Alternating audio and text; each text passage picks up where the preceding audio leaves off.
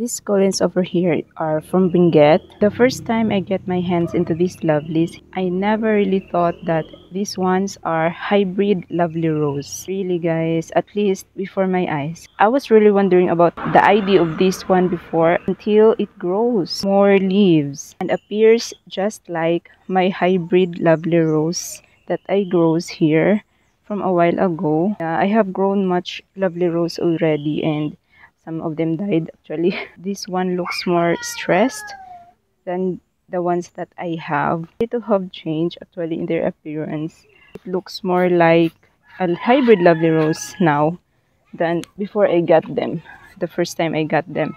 And same goes with this one here guys. I know that you can already guess the idea of this one now, but the first time I get my hands into these ones, they never really look like ghosty. And I never know the ID because when these ones are posted in the seller's page, they don't have ID. So I am wondering if what's the ID. And it turns out that these ones are ghosties actually. So with all of this and that, I just want to say guys that succulents may differ with their appearance depending on the location where they're from, but still they're of the same ID, just like the ones that I have in here.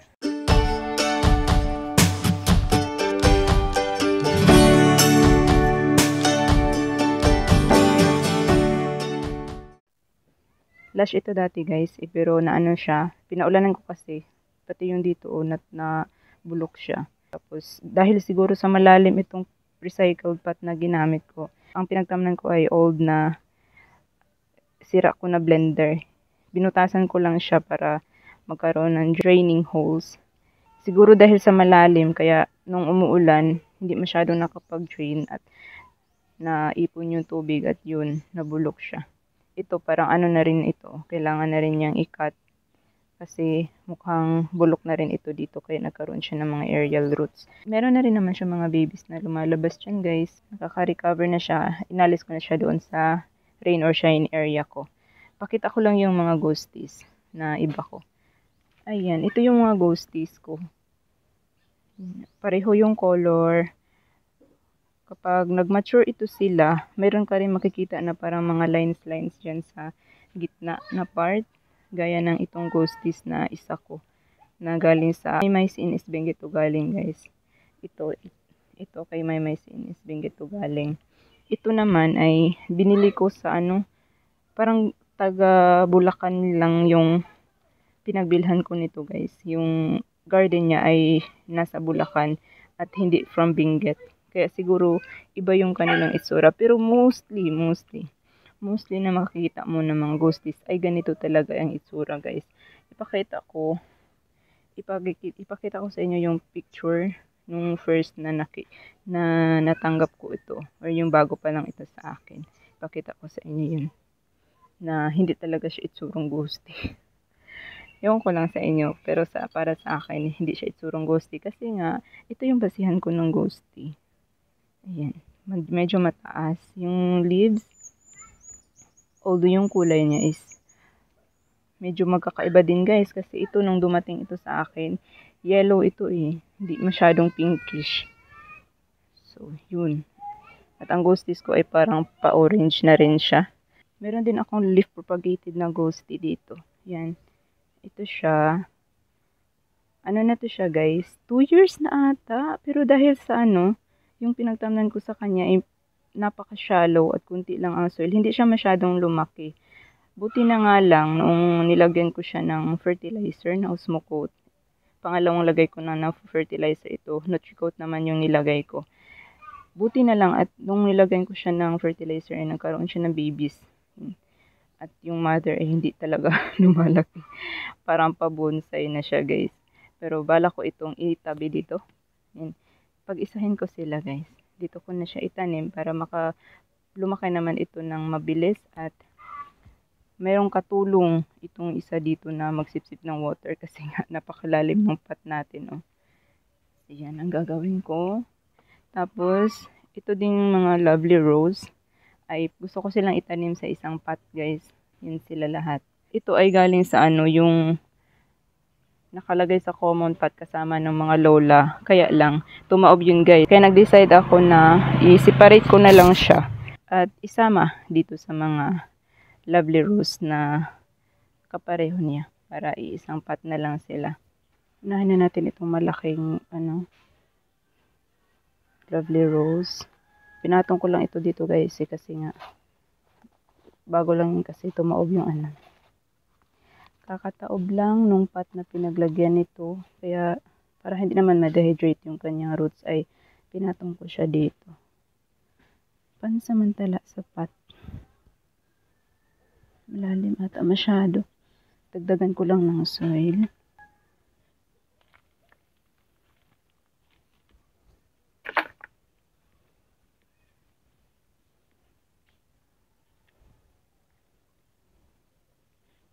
Ito yung naka-rain or shine ko dati guys. Ayan. Sinilong ko lang kasi balak ko nga silang ipat. Okay naman ilagay sa rain or shine ang lovely rose guys.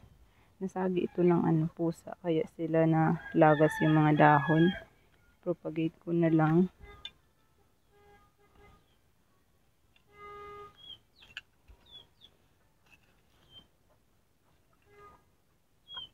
Design lang natin, tapos hila. Pero konti lang yung damage ng roots, or iwasan natin na mas madami yung damage na roots. Yan.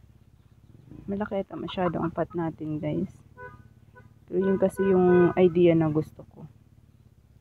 Yung malaki ang pot para makapagpadami pa sila ng mabilis.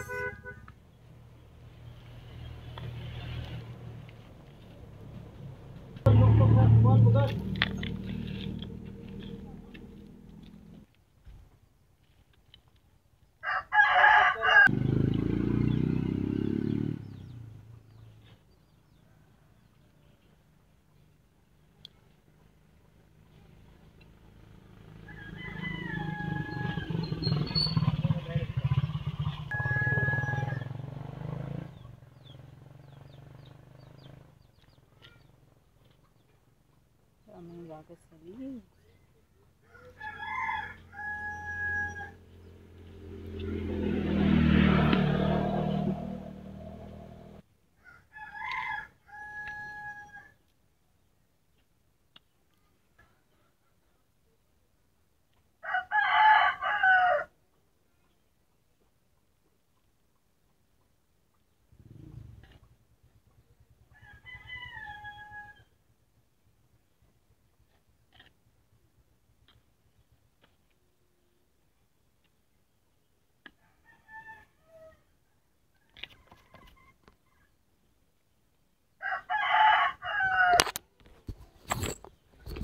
Tapos ilagay na natin itong lovely rose na galing kay Maymay CNS Benguet. 3 months na ito sa akin sila guys. Root bound ata to.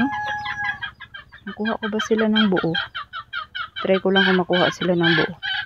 Wow! Hindi pa siya root bound. Nakalimutan ko pala maglagay ng furadan guys. Mag-sprinkle lang ako ng furadan. Kasi baka may mga to. Kasi may mga halo itong recycled soil yung ginamit ko dito.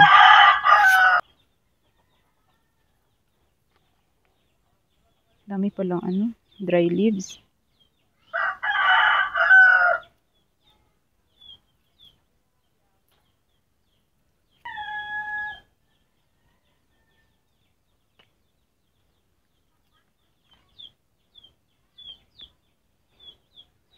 Nakalimutan ko na kung ilang heads ko to sila natanggap guys.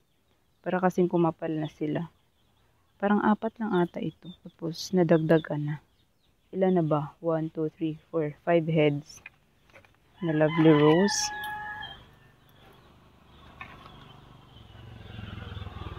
Yan. Tama na yan. Ang ganda. Press lang natin konti. Ayan. Tungan ng soil. Tapos, pwede ko itong diligan. Didiligan ko sila ngayon para mag-settle down. Tapos, iano ko.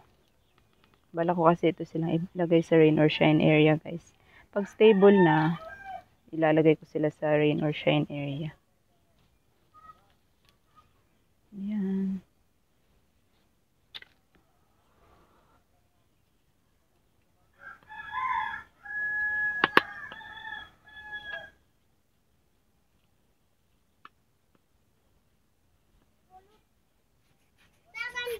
Bisin lang natin yung mga dust.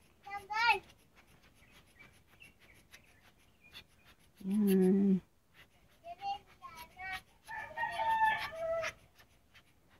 Recycled pot pala ang pinagtaman ko sa kanila, guys.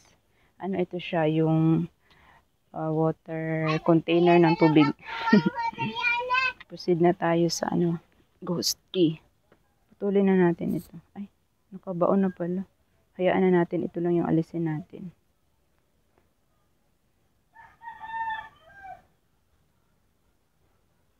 Tapos, ikat. Sana ba yung blade? Blade yung ikat ko sa kanila, guys. Para konti lang yung, hindi masyadong mabugbog. Tanim na natin ulit. May 2-year-old na ghosting na nasa maliit na pot. Yan, buong buo. Kawawa, guys. Inalis ko yung nakalaylay.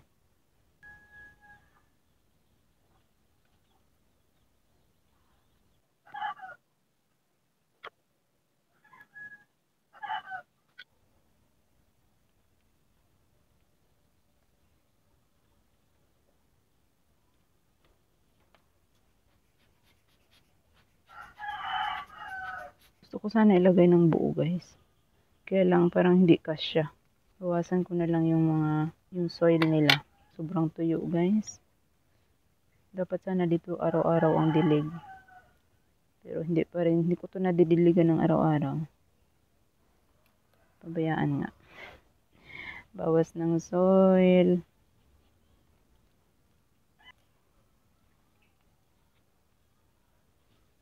Yan.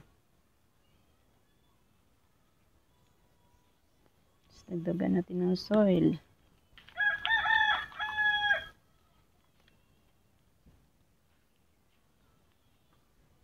Linisin na natin para tapos na tayo. At may tumatawag na ng mama. Hirap alisin ng rice hull.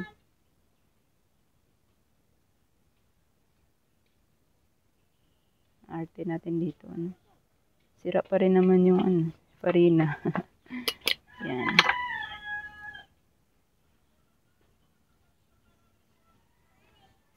Done. We're done. Thank you all for watching, guys. Yan na yung finished product natin. Finished product? Ano yun? Yan. Magkamukha nga sila, di ba? Oo, guys. Magkamukha yan. Iisa lang yan sila eh. Meron pa tayong space for the lovely rose na pwede natin idagdag dyan. Kaya lang wala akong propa ng lovely rose eh. Nangalusaw lahat. Oo, diba? Magkamukha yan, guys. Stress nga lang ito. Kaya siya maganda. Yung sa akin na naka rain or shine ay green. Green na yellow. Ano ba yan? Bye bye, guys. See you soon.